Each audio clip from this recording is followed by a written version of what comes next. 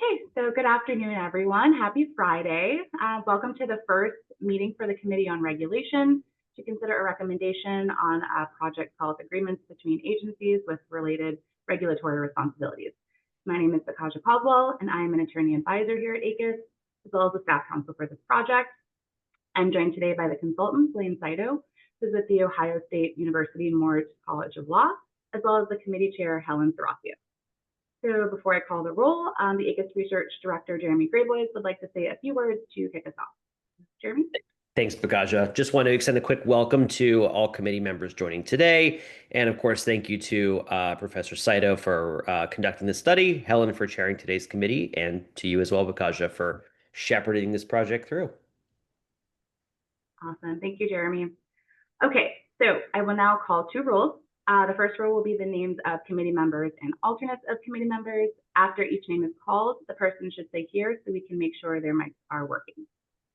So Reed will be a little late. So Carolyn Seacott. Here. Okay, James Ming Chen. Here. Oh, perfect. You're able to make it. Yes. Okay, H. Clayton Cook Jr. Jay Schwartz. Helen Serafio, obviously here. I'm here. And Wade Lindsay, designated alternate for Chin Yu. I'm here. Oh, awesome. Good to see you, Wade. Okay, so is there any committee member present whose name I did not call? Hey, and this is Tim Mullins. I'm actually here as an alternate for Dan Cohen. I think I forgot to RSVP. Oh, okay. I think Dan's on this committee, right? Yes. Yes, he is. Okay, yeah. Good to have you, Dan. This is Jen Dickey. I can't remember if I'm on this committee or not. You are not. No, I was gonna get through the second roll. Okay. Anyone else? Okay, great. Okay, so I will now call the second roll, which will be the names of ACUS members who are not on the committee and their alternates. After each name is called, the person should say here. We can make sure that their mics are working. I will not call the names of members of the public who do not have speaking privileges, meaning you should write in the chat if you would like to speak. So for non-committee members, John Dickey, I know your mic is working. And then Amy, I see you on here as well. Cool. Great. Okay, is there any ACUS member present whose name I did not call? Okay, seeing none, please reach out via the chat function or via email if you experience any technical difficulties during the meeting. ACUS staff will be happy to assist you with troubleshooting or moving to alternate means of participation. So now I will turn it over to Helen to explain the ground rules. Thank you, Bakaja. Good afternoon, everyone. It's good to see all of you. I'll quickly go over our ground rules for the discussion. Please note that only ACUS members, including government members and their designated alternates, public members, senior fellows, liaison representatives, and special counsels, whether or not on the committee, and their designated alternates have full speaking privileges, meaning a non-ACUS member should write in the chat if you would like to speak. To avoid background noise, I'd ask that you keep your microphone on mute and either use Zoom's hand raise function or add a comment in the chat feature if you'd like to speak. I'll then call on you and you can unmute yourself. Please then remute yourself when you are done. I'd also ask that ACUS members and their designated alternates use the webcam. With respect to attendees other than ACUS members and alternates, participation requires the unanimous consent of the committee members. Time permitting, I'll consider calling on such attendees at appropriate points, and we will presume that committee members consent absent their raising an objection. If any such participant would like to speak, please so indicate in the chat feature or by using Zoom's hand raise feature and wait to speak until I can call on you. You can then unmute yourself and please remute yourself when you are done speaking. For all participants, please use the chat function only to indicate that you'd like to speak or for committee members and their alternates to vote when asked. Please do not hold any sidebar discussions or put substantive comments in the chat feature. Only members of the Regulation Committee have a vote. Please do not vote unless you're a member of the committee. And if you do not know if you're a member of a committee, we have a list of committee members in case you're unsure. And I will turn it back to Bakaja. Awesome. Thank you, Helen. Okay, so with that, now I will turn to Blaine, who will give us his presentation of research. Great. Thank you so much for having me. And thank you, Bakaja, and Jeremy for your help also on this, because it really does become a great project together. And I'm really happy to share with the committee what I found. So the charge of the particular research was to look at interagency agreements, also known as memoranda of understanding, between agencies that have shared regulatory space. And what I did was I sort of went through, found a set of these publicly available agreements and reviewed them, read through them, worked with it, and then also conducted a set of interviews to see how agencies were implementing this across shared regulatory space. So to talk a little bit about that shared regulatory space and the idea of agency coordination, often for various reasons, agencies have overlapping areas that they cover in regulatory space, or they need to carve up regulatory spaces together. That stems from various things. Sometimes Congress demands it. Sometimes different agencies have different expertise, and the problems require multiple agencies to work on that. And so there were agreements there that are often entered into to help agencies coordinate things by delineating jurisdictions, assigning roles, and doing other things here too. So I then went through, like I said, reading these MOUs and sort of talking to agency officials. And some of the key things that I found in the study is what's really important is that I think a lot of it is what I like to call pre-work, or understanding things that are ahead of time. It's very important in many ways for agencies themselves, as well as the others, to know their own missions, purposes, and authorities, and to also know your counter-agency's situation as well. Doing so helps you, before entering into any sort of agreement, lay the proper groundwork. Additionally, both in the development and after, it's very important to know what is the issue or the particular problem or design in the shared regulatory space that you're trying to sort of address and solve. So you need to sort of understand that it's really important to know a lot too of your counterparty agency. How do they operate? Not only what are their authorities, but like, how do they work on a day-to-day? What's going on there? And in particular, because information sharing is often an issue, it's very important to understand how information can be shared and what are limitations on that, because certain agencies have significant limitations on whether or not they can share information that is pursuant to statute. And also thinking about what might happen if there are conflicts, particularly if two agencies are forced to work together, but they are very different in certain ways. Thinking further about how you go about implementing these things. Like I said, having these agreements, it's very important to make sure that roles are defined. We found looking at those, determining if there's going to be a consensus situation or if there are lead agencies there. Sometime thinking about if there needs to be sort of constant contact or some sort of a coordinating group that's involved. And it's also important, a lot of these MOUs and when we talk to people, involve things like looking at performance, how it's operating, and also having some regular mechanism for reviewing it and sunsetting if necessary. Although I will note that some agencies are less keen about sunsetting than others.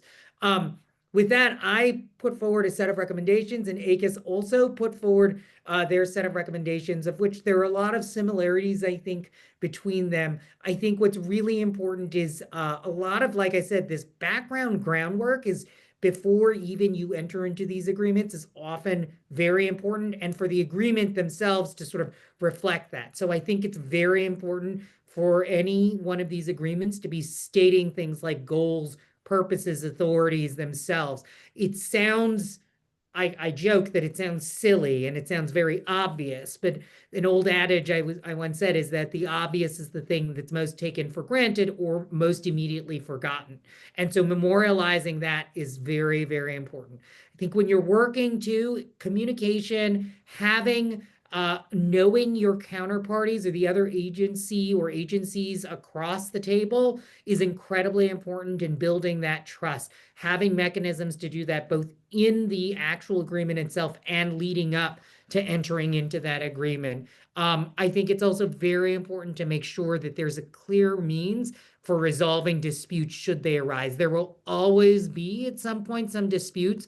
Most of the times from our interviews, it seems to be rare, but there's an occasional dispute. So it's important to have that there. And then a couple of other things is, trying to figure out if you need to have some sort of a coordinating group, if you need regular meetings, try to make sure that information sharing protocols are well established and defined, and particularly if there are certain statutory limitations on information sharing, how those are addressed, making sure people know too in the agency, the sort of line people that are doing this, those requirements as well. Having things like organizational relationships well defined and having that decided before entering into these agreements, and then following that, and thinking through some regular revision analysis. Like I said, some agencies push it by doing a sunsetting, but in various of our interviews, we found that sometimes a sunset can also create certain problems if something's going on and an agency may not be able to actually renew it right then and there. So I sort of push in my report to think about those things and what would work best to have some sort of means for regular revision. Think about if there needs to be resource sharing, what needs to be done, and sort of thinking those things through. And then trying to have some sort of a central repository of these on an agency website publicly. I think it's an important thing for the public to know what agencies are doing. It also can be very helpful for agencies themselves because they can point to it. And I jokingly said, don't just put one agreement, but any sort of appendix or other thing to include it, as long as it can be made public, to sort of put it there sort of stapled together. The reason that I say that is that, again, there's perhaps the main agreement, but there are often other parts to it that explain certain things. And I think that can be helpful. So it can be helpful for both agency and the public can also understand, what it is that agencies are doing here and how they are, sort of working together. And one last point that I think is important to understand that came up in a lot of the discussions with agency officials is that each agency, and many of you work at various agencies with your own missions and expertise and other things. But at the end of the day, and this is my also firm belief as someone who once worked in government too, is that,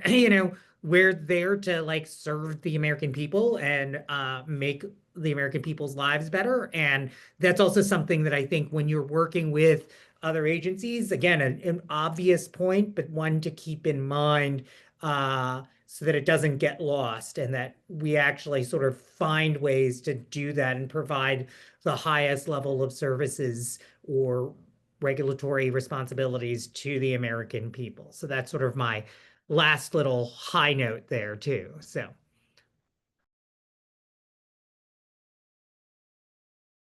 Great, thank you, Blaine. So Helen, I don't know if we want me to just start projecting the recommendation now and then sort of do any general thoughts. That's a great idea.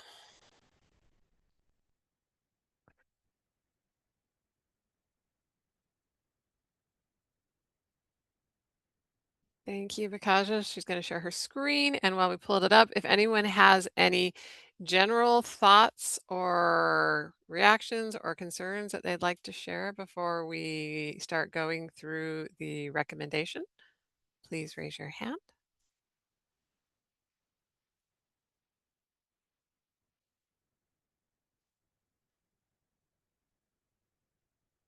Not seeing any hands. I propose that we go through the recommendations themselves and then go to the preamble, since the preamble often changes after we change text in the recommendations. So unless anyone objects, we will go forth doing that. We'll start with the first recommendation, which is under the negotiating and drafting agreements. Number 1 is that agencies that have shared, overlapping, or closely related regulatory responsibilities should enter into written agreements. When doing so, would promote efficiency, effectiveness, and accountability. Agencies should consider entering into such agreements, especially when they would benefit from. And then we have A through H, formalizing shared objectives for implementing policies and programs, clarifying roles and allocating responsibilities, delineating jurisdictional lines, coordinating multi-agency review of approval processes, establishing procedures for sharing information between agencies or responding to external requests for information, coordinating policymaking and enforcement activities, sharing resources when permitted, and resolving disputes. So let's start with the first recommendation. Does anyone have any edits, comments, concerns?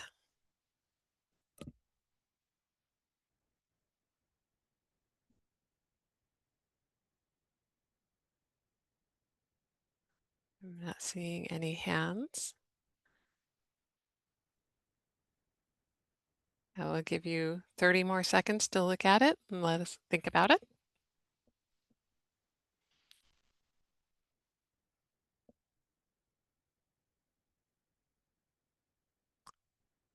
All right, not seeing any hands, we can go to the second recommendation. Vikaja, thank you. The second recommendation is before negotiating agreements, agencies should review available information and engage in initial discussions to understand other relevant agencies' regulatory responsibilities, priorities, processes, policies, and expectations for the relationship.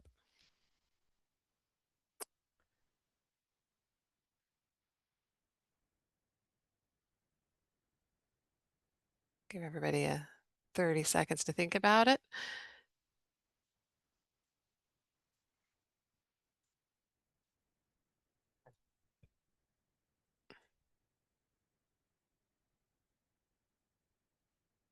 All right, we can go to the third recommendation. Agencies should ensure that the officials with the relevant decision-making authority and legal and subject matter expertise with respect to the agreement are involved throughout the process of negotiating the agreement. As appropriate, agencies should also include officials involved in information management and budget planning.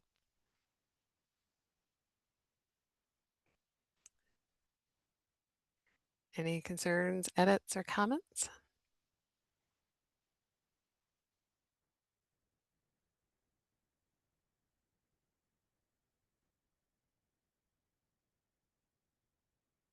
Jen.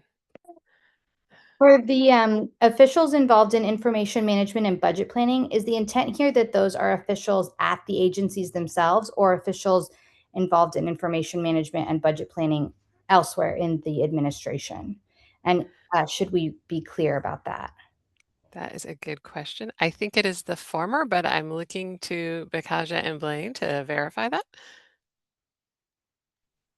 It's the former, and I'll turn to Blaine if he wants to explain more. Yeah, I was going to say it's the former. So particularly when that information management is important, as I said, because certain agencies have like very complicated informational requirements under statute as to what can be shared, how that has to be managed. So yeah, you want to include that there. So. And okay, Jen, did you have a suggested edit? Yeah, I wonder if we should add the word like "their" in front of officials, like should also include their officials involved in information management and budget planning. That's a good fix. Do I see any objections? I don't see any. No, that's a good fix. Thank you.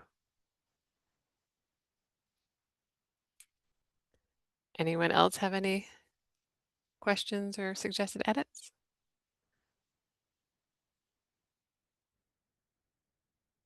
Seeing none, we can go to the fourth recommendation.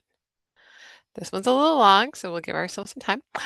Agencies should address the following subjects in an agreement as applicable: the mission, authority, and capacity of each signatory agency, the purposes and objectives of the agreement, the allocation of responsibilities, including the organizational relationship between agencies, particularly if the agreement involves more than 2 agencies, see paragraph 6, mechanisms for coordinating activities under the agreement, resources to be shared between agencies, for example, personnel, funding, and facilities, and other agreements related to resource sharing, protocols for information sharing and records management, procedures for dispute resolution that arise under the agreement, progress metrics for assessment of the effectiveness of the agreement, and a sunset, termination, or other provision that commits signatory agencies to review the agreement regularly to determine whether it continues to be of value. Give everyone a moment if you have any. Jen. The one thing I thought when I read like A is it's so broad.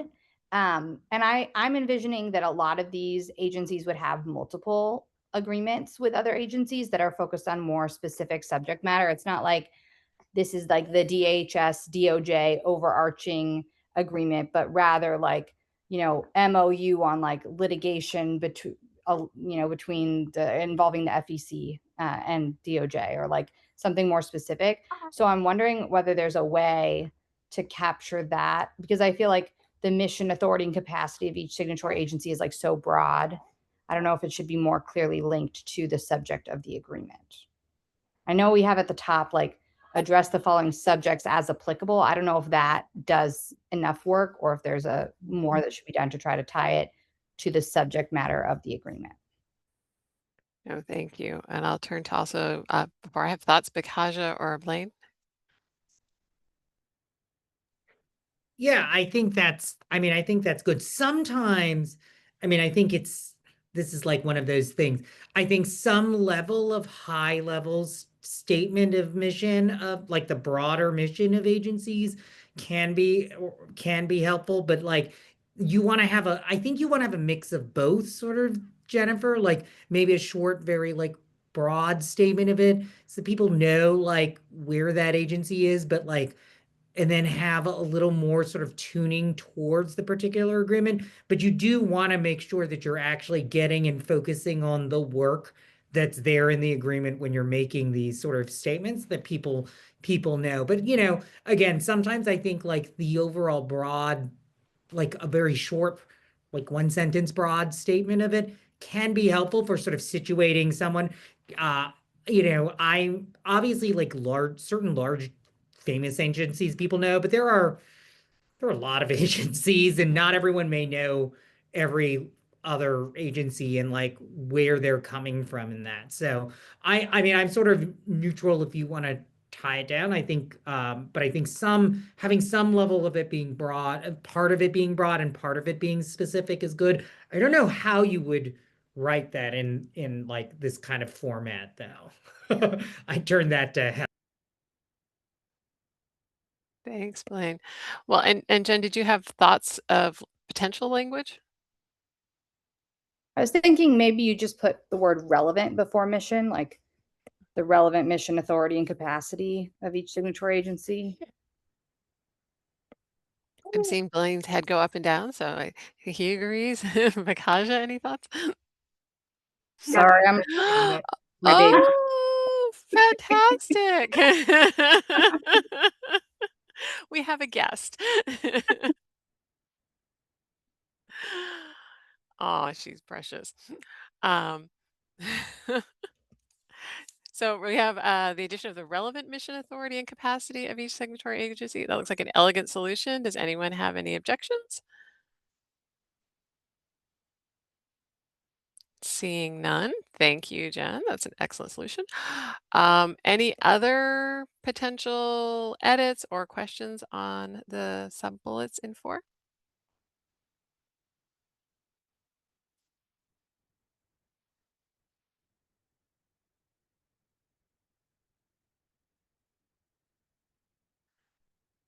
All right, seeing none, we can go to number 5. This is under managing and monitoring the effectiveness of agreements.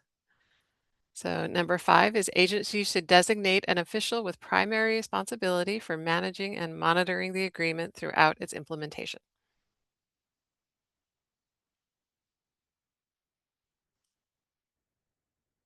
Any edits or concerns or questions?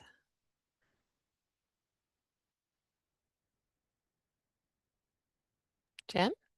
Sorry, me again. I feel like managing and monitoring the agreement sounds weird. Like, to me, I'm wondering whether it should be like the like execution of the agreement, or like it's just strange to be in charge of managing the agreement once it's made, Mm-hmm. at least in my mind. And like you're not monitoring the agreement, nothing's like really, nothing's changing with the agreement once it's made, I feel like. So it's like maybe it's managing and monitoring the execution of the agreement, or instead of the agreement throughout its implementation, or managing and monitoring the implementation of the agreement.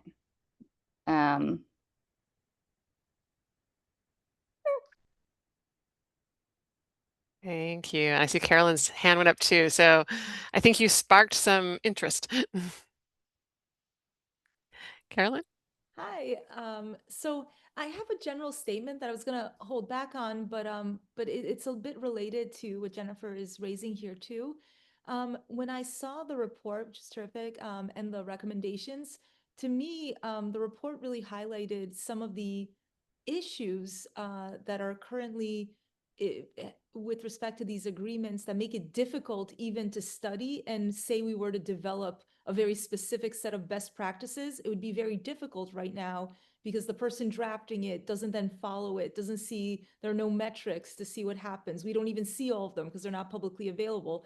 So am I right to think that this is almost like a preliminary, this is what they need to contain, at least for us to really get a handle on what might be the best, and then maybe in the future they could be more specific? Because when I read those in that vein, then I saw 5 as being, have someone who is responsible for really flagging the metrics and thinking about whether this agreement did well, so that when we come back and chat with you, we can see what kinds of things worked and what didn't. I don't know, just throwing this out there as a thought here. Well, thank you. Looking to Blaine and Pakaja. Yeah, so I'll just say, so a couple of things. I think partly you're right that this is the thing. I think even if it's later though, I think having, this is something that I think, and I think this is maybe a bit of the, I'm gonna be less law professor-y and a little more public management-y thing here too, right? Having someone here or a group that has this sort of responsibility is always going to be something you're going to need to do. And even if we did more and we got more information about these, I think it's just sort of a smart thing to have, because we need to have someone that we can talk to, that and also, like, if things are not going well, they can actually be the one that's in charge of this, is because otherwise you'll have things just sort of flapping in the wind that are just not useful, that are out of date. You're not really thinking about how to do it, and you're really not using it then effectively as,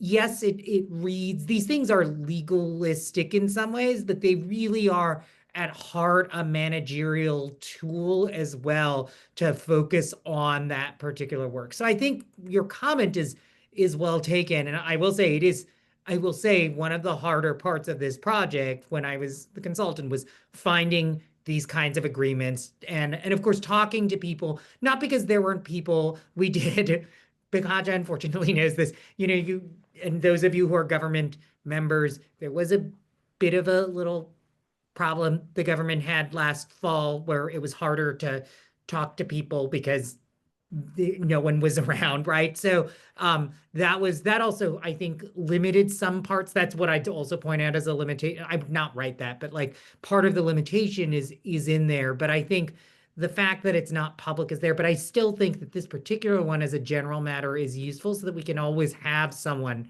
to be talking to. So that was my long-winded answer. Thank you, Blaine. So based on his answer, Carolyn, did you have further edits you'd like to see here, or? No, that was perfect. That's exactly in line with how I see this too. Okay, great. Thanks. And we'll go back to Jen's proposed language for managing, monitoring the implementation and execution of the agreement. Yeah, I think the question is, should it be both or really just one? Yes. Just one, probably implementation.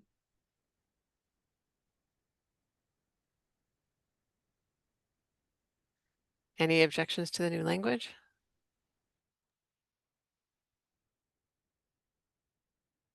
All right, no, thank you. Seeing none, any other suggested edits to the 5th recommendation?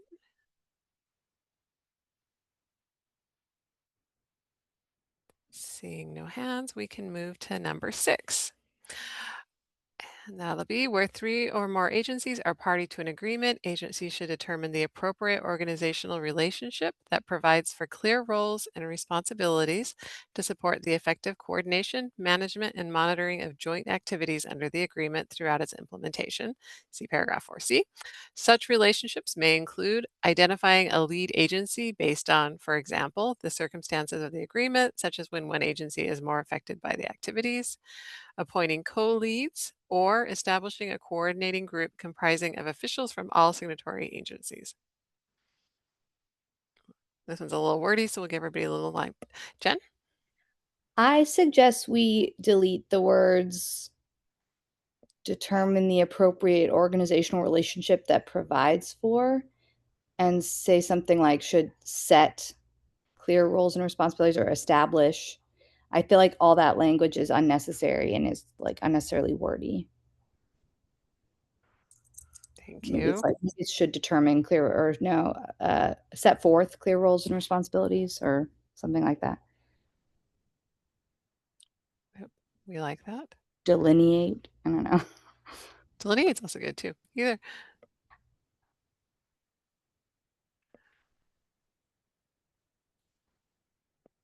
Any objections to the new language? It does make it pithier, so thank you, Jen. And I also think we should delete the word of in 6C.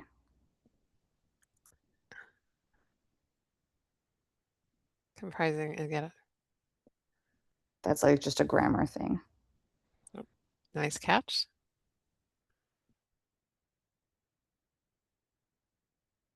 Thank you. Caroline? Sorry about that. It took a while to find the raise hand. Just to be a few points. So if we make this change, we should also change such relationships because we no longer refer to relationships. Mhm. But more so, I guess I wanted to learn what was the key point of this this specific one, because all agencies, as we set out in 4, should have some view of allocating responsibilities and setting up some kind of structure.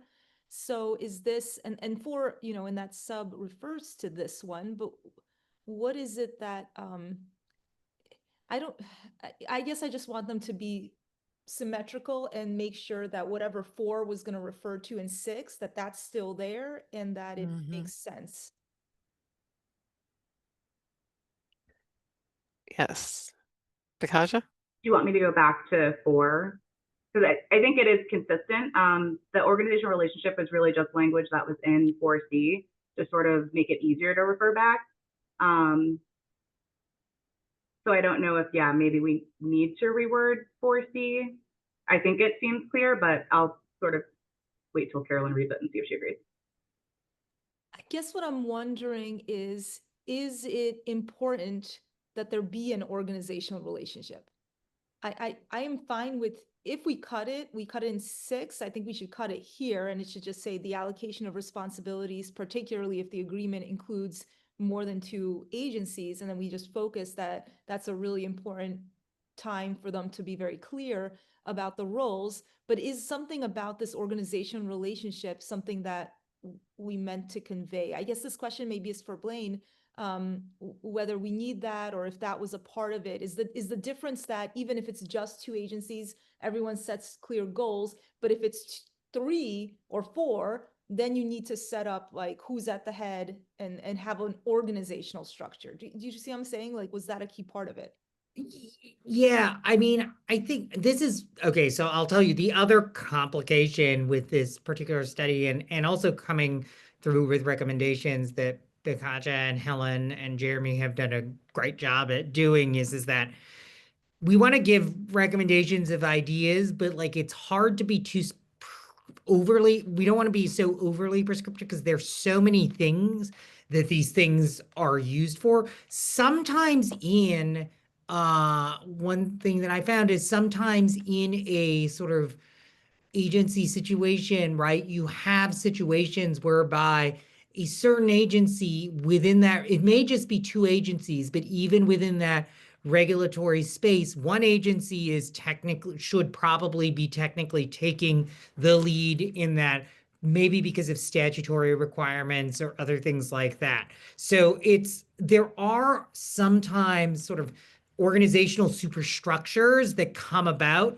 in these agreements or MOUs, and you want to make sure that those, if that's necessary, that is there and that's stated, and like how that actually functions. So that's kind of, I think, where I think the terminology on this organizational relationship is going.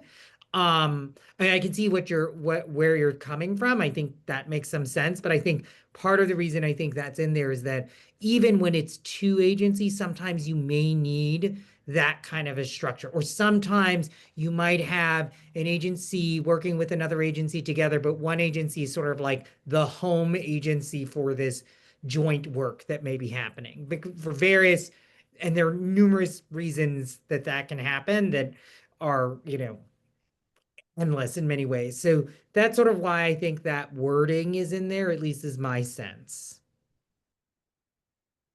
Thanks, William. Carolyn, did that help? Or So, but does that mean that we don't remove it in six, where we're really trying to specify what four meant? yeah, let's go back down to 6. And I see, Jen, you have your hand up too. Yeah, I don't know. I feel like there's not a lot conveyed by it, just like the way it's written. Like, we're confused by it. I'm not sure that we could like write something.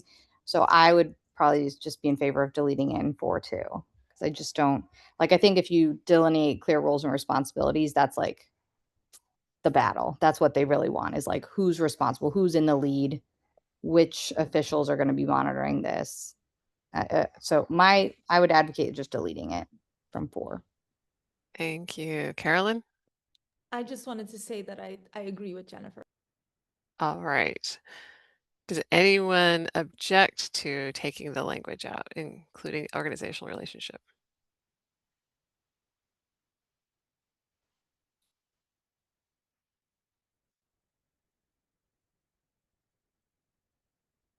Seeing no objection.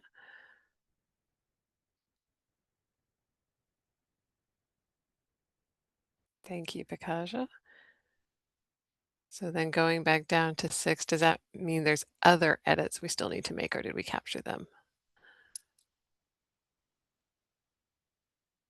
That should have been captured. I think the only thing is, does this sort of inserted language of this may include sort of suffice for people? Yeah, let's see.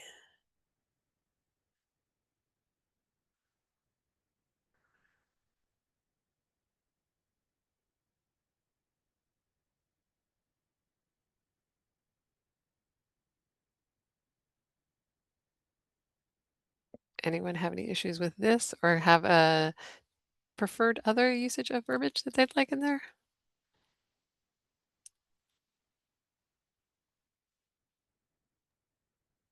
You could say this delineation. Thank you.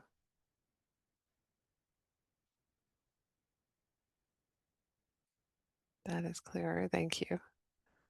Any objections? Nope, seeing none. Thank you, Jen. Any other questions or edits for number 6? Seeing none, we can go to number 7. Agencies periodically should review the effectiveness of agreements to which they are a party and adjust strategies, timelines, or responsibilities under the agreement as appropriate. Give everyone a minute.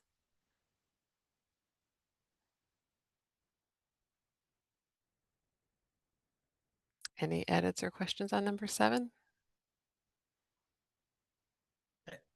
Helen, could I, Mhm. sorry I couldn't find No, that it's fine. feature. Yeah. So Sorry. quick question.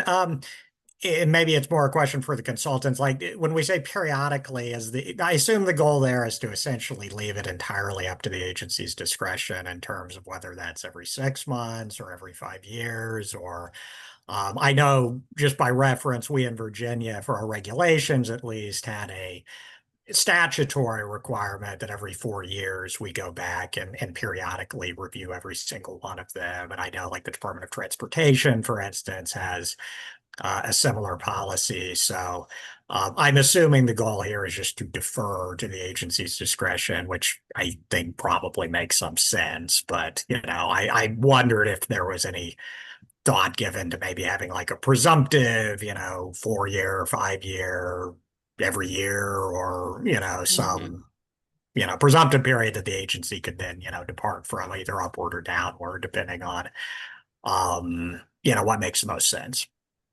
That is a great question, Reeve. I will turn it over to Blaine.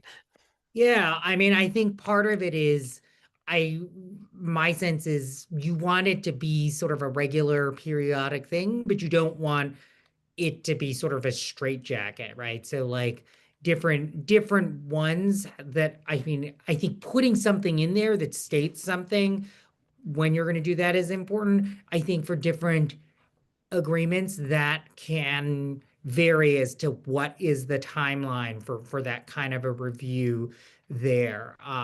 So I was nervous about sort of just personally nervous about saying like, yes, every year or every like 6 months or something like that. So, but I'm open for your, for, anything. I think it can make sense if you want a presumption to sort of, but like to highlight then that's not a forcing them to do it at this exact thing, right? Like, but I left it more in my report a little more open-ended too, because I think these are very flexible kind of arrangements, and they're very specific to the various purposes that are involved there.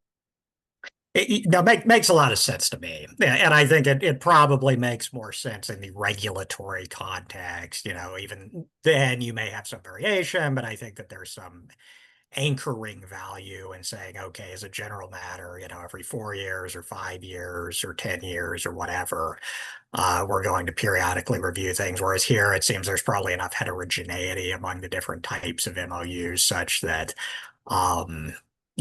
it would not be advisable to try to set some, presumptive level. So that makes sense to me. Great. Thank you, Reeve. Thank you, Blaine. Any other comments or suggested edits for the 7th recommendation? Seeing none, we can go to the number 8. To facilitate coordination among agency personnel and ensure continuity of operations, agencies should develop or maintain repositories of agreements with other agencies and related records and information.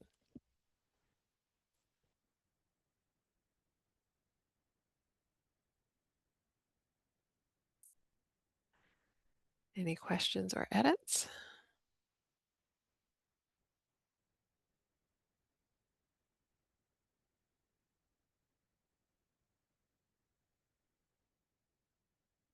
Right, not seeing any hands. We'll go to the next section, which is making agreements publicly available. So the 9th recommendation is that agencies should make agreements and any associated materials publicly available unless disclosure, even after redaction, would adversely affect sensitive or legally protected interests involving, among other things, national security or law enforcement. Comments, edits? Reeve. Yeah, sorry, let me take my head back down here. Okay, perfect. Yeah, I finally figured out the chat feature. So yeah, so kind of similar question to the last one. Like I when you say publicly available, I mean I'm assuming, agency website is, presumably the forum in which you would do so, as opposed to like having it in a reading room or something like that. Do you think there would be some value in sort of specifying that more explicitly, or publicly available on their websites or something like that? Or is that another area where there's some variation in practice that you don't want to say it that explicitly? Yeah, that is a good question. Blaine, did you have thoughts about that? So my view is on the website, but I also will note, which we haven't gotten to, is assignment number 10, and maybe it should be there. It says by developing and maintaining a centralized the agreements under paragraph 9 publicly available by developing and maintaining a centralized repository on its website that provides easy access to such agreements and any associated materials. So I think 9 and 10 sort of dovetail together. Like 9 says, yes, you want to make it public, and 10 is like the how should you be doing this kind of a thing. And I don't know, maybe that's a thing up for the committee to see if you want to like meld them together into like one big paragraph or keep them separate or other things like that. Got it. Yeah, and I should have read ahead. I read it once, but I had kind of forgotten. So that I makes just sense. So noticed it honestly, right now, so for my part, I like them when they're sort of each sort of, self-contained to the extent possible. So I would consider consolidating them. I think that would make it somewhat clearer. I'm not really sure what 10 adds to 9 other than simply providing greater specificity that it's indeed on the website, that it's the website and then centralized repository. I think that's actually super helpful. That's better than sort of in some random place on the website, having some specialized place to actually find them, I think is good. But I think you probably could consolidate those two. and just as a comment, Helen, if that's okay, I don't Mhm. know. In response also to sort of a follow-up is like part of this, both in my report and I think also with ACUS here, was that we had trouble finding these things. It's not like an easy, there's no easy place to like find it publicly. Oh, Thanks for that. absolutely. Yeah. I mean, that's been my experience both federally and, at the state level, we had them all available, but it wasn't always the most user-friendly format. So I think, yeah, something like this makes a lot of sense. Yes, thank you. And Jen, I see you've been patiently with your hand up. I'm assuming this is all related. So Yeah, so my question about how we handle this is this reminded me of the proactive disclosure of agency legal materials recommendation that we spent so Mm. much time on, like, I don't know, a year ago or something. And, in that one, we had like all these big fights in committee about like when we should say something that's different from FOIA. And like, Mhm. this seems to be like kind of capturing some FOIA exemptions, but like not fully capturing them. And then I would think some of these agency agreements probably fall within the scope of our recommendation on agency written legal materials, but some may not, because I think we defined that agency legal materials as those that like, could have like effects on the public.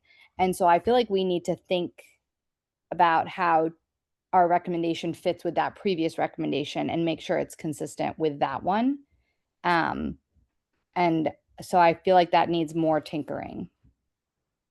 But maybe the ACUS staff can help with that. Thank you. That's a good point. And I'm looking at either Bakaja or Jeremy. Thoughts?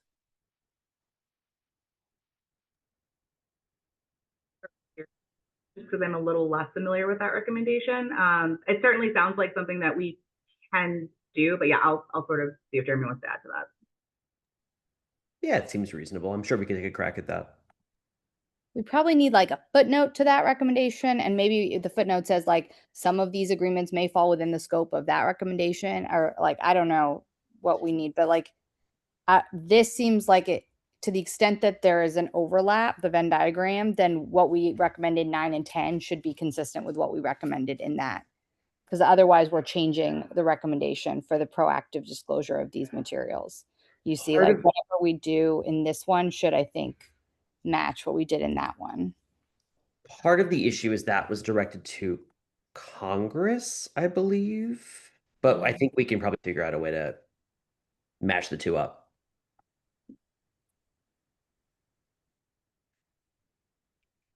Great, thank you. So do we want to put a pin in this recommendation then, and we'll clean it up and then bring it back to the committee? Is that what I'm hearing? Yeah, we can do that. And then just to clarify, I think everyone's in consensus that you want them combined, 9 and 10 combined. Yes. Is anyone opposed to combining 9 and 10? All right, I do not see any objections. Great. All right, everyone, congratulations. You got through all 10 of these very quickly. Would you like a 5 minute break before we go on to the preamble, or do y'all want to just push through?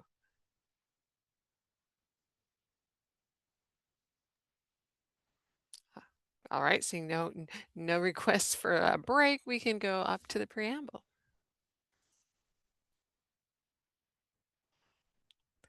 All right, let's start with the first paragraph.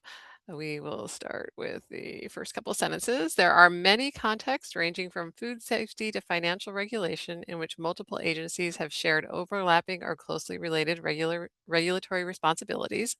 Effective agency coordination is critical in such shared regulatory space.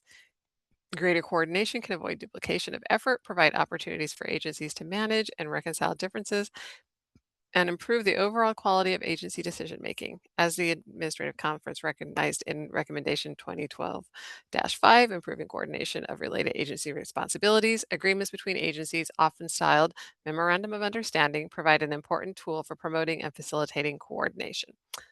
Jen. I would probably delete the word multiple before agencies. I don't think it's necessary because agencies is plural. That is a nice catch. Thank you.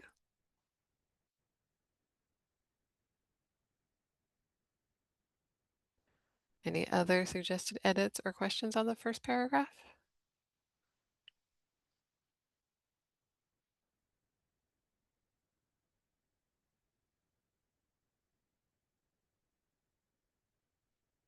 All right, seeing none, we can go down to the second paragraph. Thank you, Bikaja. Hundreds of agreements exist between agencies that operate in shared regulatory space. These agreements serve many purposes, including formalizing shared objectives for implementing policies and programs, clarifying roles, allocating responsibilities, delineating jurisdictional lines, developing policies and standards, coordinating policymaking and enforcement activities, establishing processes for information sharing, and responding to external requests for information, coordinating multi-agency processes or approvals or reviews, sharing resources when permitted, and resolving disputes. And then there's a footnote for 3, but we'll get there in a second. Jen, did you have your hand up again, or? Oh no, you're just still, you're fine. Any, Caroline? Just a quick comment. Is that semicolon purposeful or is that a typo? There's one semicolon if I'm seeing it. Oh yeah. I'm looking to Bikaja. It might just be a typo. Just typo. Nice catch. Nice catch.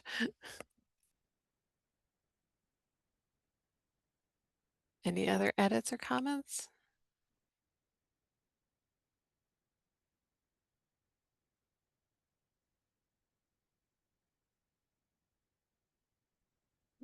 Seeing none, we can go to the third paragraph. While agreements between agencies are common, there is no uniform or coordinated framework for initiating, negotiating, managing, or monitoring them. For the most part, agencies are afforded broad discretion as to whether they enter into agreements and when they do, how they formalize them. And I also apologize, everyone. I forgot the footnotes. So if 1, 2, or 3 footnotes, let me.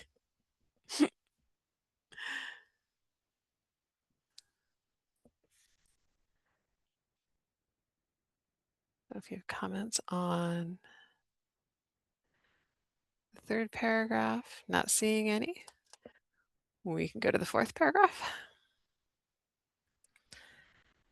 Building on Recommendation 2012-5, this recommendation provides best practices for developing and managing agreements between agencies that have shared, overlapping, or closely related regulatory responsibilities.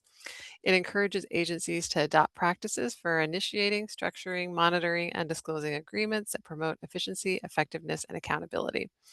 In doing so, the recommendation recognizes that agencies must consider their own circumstances in adopting the best practices that follow. Agencies have different missions, authorities, needs, and resources available to them, and they enter into agreements for different reasons. Reflecting this variability, effective agreements can take many forms. Agencies must consider their own circumstances in adopting the best practices that follow.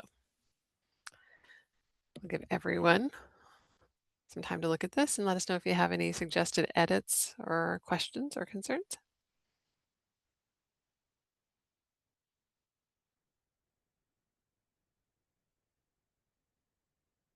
Caroline?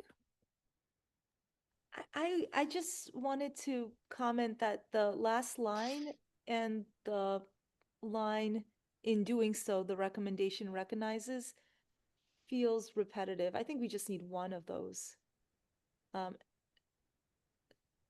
This sentence and then the last sentence. Mm-hmm.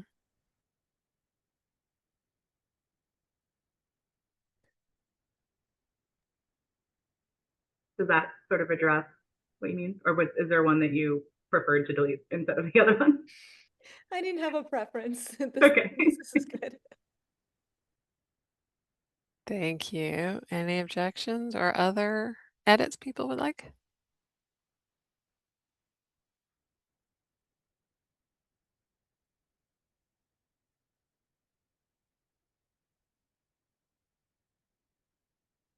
If not, we have gone through this in record time, everybody. Congratulations. I recognize we have the last recommendation that you're going to merge again.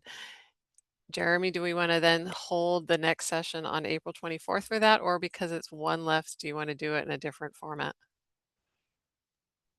We can certainly do it by email if you prefer. I will look to the committee. Would you all rather that we resolve the last recommendation via email? So I'm seeing a thumb up from Jen. Yes, thumbs up for people who would rather just do this, but the last one via email. Yes. I see no objections. Fantastic. So then it looks like we have made it through this recommendation in record time, you guys. Congratulations. I credit the great work by both our consultant and Bikaja and ACUS on this. And thank you everyone for showing up on a Friday afternoon in the springtime to work on this recommendation with us too. So I don't know if we have anything else then, Jeremy. I'll turn it back to you all. I think we're good. No, well, thank you, Awesome. everybody. It's Thank you wonderful all to so work with much. you and have a great weekend. Thank you. Well done. Thank you. Bye. Bye.